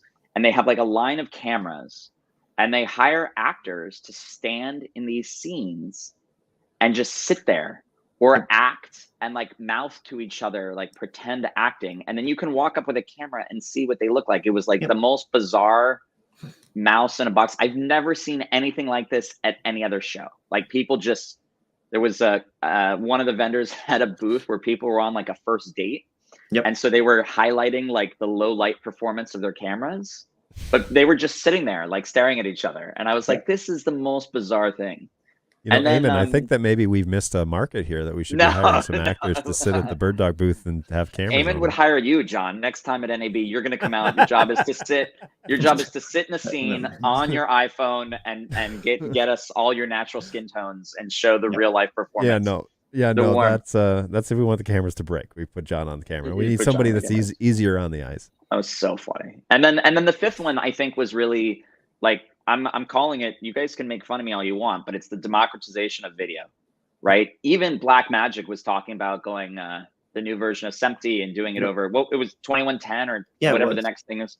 And, getting video out of baseband and onto a network, even at the high end was a trend. And I think, BirdDog's been in this business a long time. So it was amazing to see that democratization or that IP enablement of video happening even at the high end. And then NDI was of course all over the place. So I that was my experience. And it was just so big. I mean, I've done reInvent for AWS. I've done Delhi MC World. I've done Supercomputing. I've done all these huge shows there, but you were saying that those are just like racks of gear and not video. It's not video gear. It's not anything not video fun, gear, right? Well, it's crazy, right? What did we see? They had if you guys watch NFL in the United States, right? They have the spider camera that like flies around the field. So they had one of those on display. They had cars mounted on trucks or cars. Just the equipment that came into that show just like baffled me. You go to Supercomputing, it's like a 19-inch rack, and every vendor's like, "Here's our new server. It's the new. There's something really cool in there. Like, here's the new box." You guys watch Silicon Valley? Yeah. Are you allowed to watch Silicon Valley in Michigan, John? I think so. Yeah. You weren't allowed to watch MTV. So I can bootleg it. You can bootleg. Again, Canadian Toronto, not Michigan. Michigan's it's the Wild West out here. It's the Wild West. I mean, it's just like Silicon Valley is like, this is the box. This is our new box. Yeah. But at NAB, man, you can put your hands on this gear. You can feel it. You can get connected with it. No pun intended. So I had a great time, and hopefully I'll make my way back next year. Yeah, that's awesome. It is an eye opener, that's for sure. The first thing my friend told me about NAB when I first rolled up was, he said, just take a look around. There's very little spared expense at this show. And there's that. People are dropping to turn ahead, to get somebody to walk to their booth. That's what's going on. And there are two major companies. There are people that have their invention on the table, and the customer comes to them because they're interested in the invention. And then there are those who have the big flashy booth, but there's not a whole lot to talk about. And so they go to the booth because it's impressive, but it's super tall, or it's 2 stories or something ridiculous. Whatever it is. But it's like, what are you actually talking about, or what are you promoting here? And BirdDog, for the most part, I mean, last year for sure, and it sounds like this year too, it's like you don't have to necessarily do too much marketing to have a busy schedule for 4 days. Where it's just constant traffic all the time. Dan had even said, like, I met with him shortly after the show with my team, and he had just said there was never a time where there was not a conversation to be had. Like, if you wanted a break, you had to go and hide. Yeah, that's right. If you were on the floor and you were not talking to somebody, someone was headed your way. Yeah. And honestly, it's a great place to be because people are interested and they want to talk and they want to hear more about it. So, so just a little factoid here is Eamon says there are 40,000 open gear frames already out in the wild. So there's a lot of open real estate for open gear cards. Agreed. And New tech. that transition from the baseband world over to the NDI world, that card. That's going to be the gateway. That's the gateway for all the major productions and whatnot. Yeah. And it's not unrealistic for any other production to jump into those easily. Yeah, so. It's super. I have one here in the shop because we test, open gear firmwares and whatever, but it's tied directly into a TC1, and the TC1 and the open gear get along really well. Really well. So it's fantastic. Great to know. Okay, the 5-year warranty blew Jeremy's mind. And I appreciate that, because that is something that is not regularly offered by other manufacturers, is basically an extended warranty that's included in anything that's purchased, in this case after March 1st. So yeah, we're really excited about that. And that took a lot of coordination across manufacturers and bird dogs and all of the people involved. And so we're excited to make that announcement. I'm glad that's that people are excited about that. I'm just scanning the end of the chat here just to make sure that everybody went to work, it looks like, on the West Coast. Yeah, it looks like people are busy. John and Jake, the two most handsome guys that we have. I don't know about that. There you go. I've got some folks here in the office that I've been keeping off camera because they won't go on camera. But I guess that's not saying much about what he thinks of you, Josh. But anyways. Yeah, I know. Whatever. There you go. Awesome. Well, fellas, I really appreciate you joining the show today. This has been a blast to have a chance to chat with you and to see a little bit more about the Adobe stuff. And as that evolves, Jake, that was awesome. You're going to be ushered back onto the show, but maybe we should do more of these, especially between the three of us. There's some more stuff coming out soon, so I want to talk about and make sure that comes across. A lot of major cloud updates that I got to get across to everybody, so I'm looking forward to that. But yeah, just like quickly, this whole Adobe Live and Cloud Connect stuff, it doesn't have to be a post-production workflow. We can do live production, live streams going right to our apps and right to the iPads. I think we had, even at the booth, we had a camera streaming from Laos and going right into the Apple TV Cloud Connect app, right? It was eating up all my bandwidth, but hey, it's fine. That's what it's there for. Right. Well, on the floor of NAB, bandwidth is kind of you put quotations around that word every time you say it.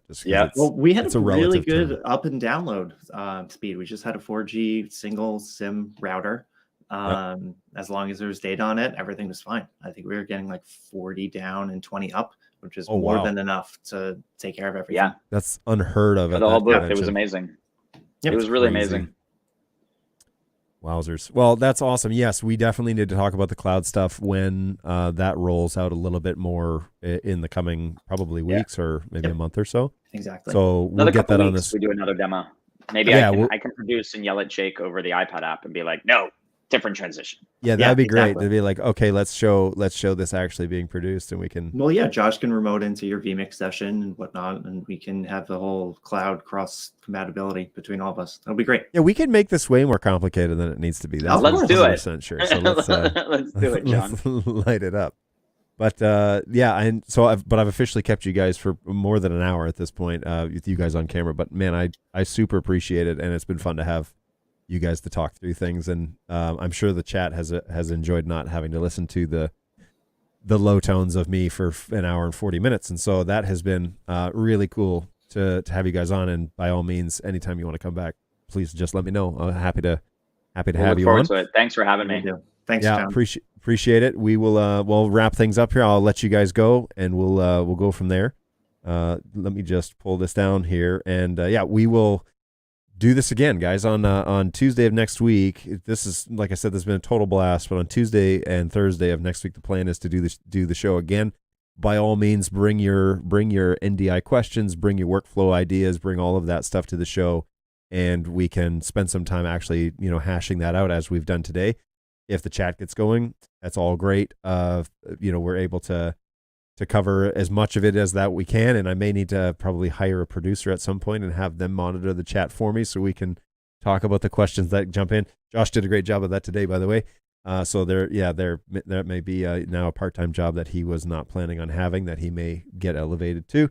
But I'm super excited about the announcements that we've made at NAB, and we've done several shows here in a row about those announcements. So we did X120, We've talked about Video Wall. Last time we talked about Fleet Manager. Today we're talking about the Adobe stuff. If there are things that you guys want to chat about, or specific products or workflow ideas or anything like that, send those over to help@birddog.tv and just say, hey, John was asking for show ideas. Here's a couple, or here's one that I had. They'll assign those tickets to me. I can write those things down, get those shows kind of lined up, because essentially I want to be producing stuff that you guys are interested in talking and hearing about. So by all means, feel free to let me know what your ideas are. Throw them in the chat. I can write them down here live on the show. But by all means, we want to be able to we want to be sure that we're producing things that you guys are interested in, and not just things that I'm interested in. And so that's always good to have more feedback on that sort of stuff. So next week, 11 to 12, at least for an hour. The show runs 60 minutes or more right here on this channel at birddogjohn.tv. So always happy to have people join us over there on YouTube. It's also streamed over on the BirdDog YouTube page. And so if you go to BirdDog TV on YouTube, you could subscribe to our channel there. A lot of our marketing materials, our user stories, all that sort of stuff gets put on that channel as well. Anything I do in support gets posted to birddogjohn.tv and then other places as well. So if you want to follow along with the content that I'm creating here for the support channel, boom, this is where I put all of that content. That's not necessarily marketing, but some of it is. And so feel free to join me over there. If you want to subscribe, that'd be great. You can even use the bell notification if you want to be notified via email, or however you have your YouTube notification set up. Feel free to, use those tools at your disposal, and that way you don't have to worry about social media, running into us or setting a reminder on your calendar or something like that. You get updates when we go live, and we try to do a little bit like a 10-minute pre-show so that people can come into the chat and get ready for the show. So by all means, hit me up at birddogjohn.tv. Twice a week, we try and run this show at least for an hour. Today's a great example. It's been running for an hour and 40 minutes or more, and we've had some good stuff to talk about.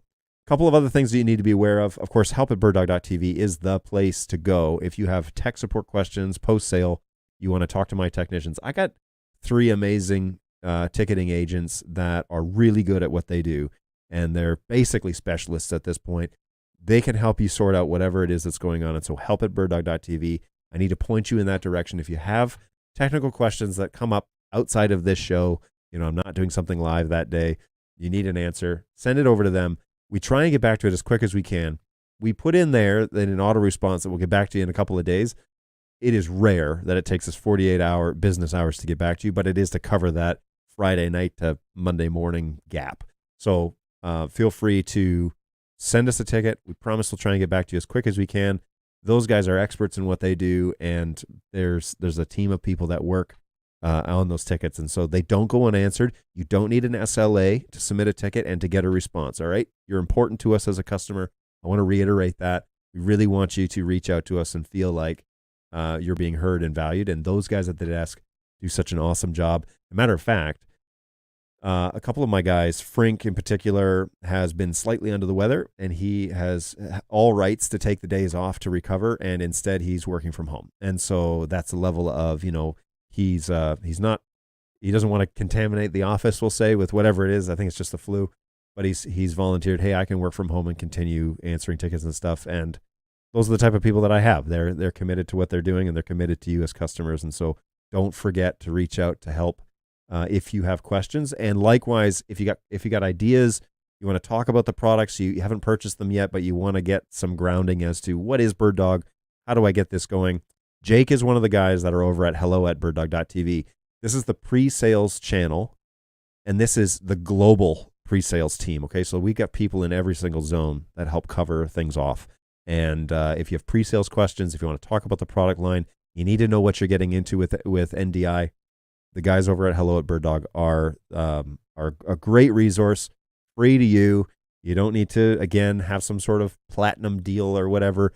Look, just email us. We'll try and get back to you as quick as we can. That's a different department, but I want to push them as well because it's a great group of resources for you to have at your disposal, especially if you're quoting at a job or something like that. So reach out to hello@birddog.tv for all your BirdDog pre-sales questions. Outside of that, I think that's it for me. I am honored that you guys have hung around long enough that you're still hanging out in the chat, which is unbelievable. I think actually this is Fritz. Fritz would enjoy the talk show style format of this show. He is in that realm in some ways, and so I appreciate that, Fritz. Thanks for the feedback, man. Always appreciated. Constructive or a compliment. That's always nice. So glad that you've enjoyed today's show. Really appreciate that. Hey, this is over on Twitch. People stumble on us on Twitch sometimes. I don't know what NDI is, but good to see you, John. Looking good. Travis from High. What? This is Travis? Dude, how are you? That's crazy. It's so crazy that you stumbled upon me over on Twitch. Man, it's good to hear from you. Hopefully you're doing well, Trav. Yeah, good times, good times. We should catch up soon, man. It's been a long time since I've run across you. Hey, what's going on, Tom? Ahoy. Hey, I'm sorry I missed your show. You definitely missed the show. Today was a good show. Rewatch it if you have some time. I had both Josh and Jake on the show, the Triple J show, apparently. John, Jake, and Josh. Yeah, there we go. We can brand that. We could brand that. We could do something with that. Yeah, Miro, all good. Good to see you, Trav. So great. What an awesome way to end the show. Yes, if you don't know what NDI is, it's a video transmission protocol. It's kind of a niche market, but it's growing quickly and rapidly and is becoming one of the broadcast standards out there. So I'm one of the support guys for one of the manufacturers for BirdDog. So that is what I do. And hey, it's great that you ran across me. So awesome. All right, everybody. That's it for me. I hope that you've enjoyed today's show. I certainly have. And that's what matters in life is that I'm enjoying what I'm doing over here. No, I'm kidding. I hope you've enjoyed watching this show and hanging out with us today. Special shout out to Josh and to Jake for spending some time with me and talking through the Adobe announcement that we made at NAB and other announcements that we had as well. It's always super important that we cover off that stuff, but that people have a platform to ask questions and get real-time answers, and that's what I'm up to over here at the support show. So hopefully you have found that valuable. Really excited about the horizon for BirdDog, and yeah, there's cool things coming, and so hopefully you're excited with us, and come back next time, learn more about what it is that we're up to. Come hang out, and it would be an honor to have you guys hang out with us on the show. Take care of yourselves, take care of each other, look after each other out there, and we will check in with you the next time around on Tuesday at 11 o'clock right here at birddogjohn.tv. Take care, guys.